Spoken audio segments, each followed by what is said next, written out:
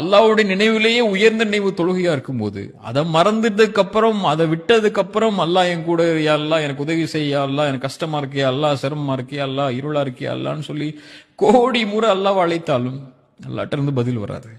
இப்போ ஒரு மனிதனுக்கு அல்லாஹ் கொடுக்கக்கூடிய தண்டனையிலேயே மிகப்பெரிய தண்டனை அவனுடைய அன்புல அவனை விட்டு அல்லாஹ் தூரமாகிறது. அப்படி செய்யணுமா, அல்லாஹ் உங்களை விட்டு தூரமாகணுமா, ஒரே ஒரு செயலை செஞ்சுருங்க, அல்லாஹ் உங்களை விட்டு தூரமாயிருவா.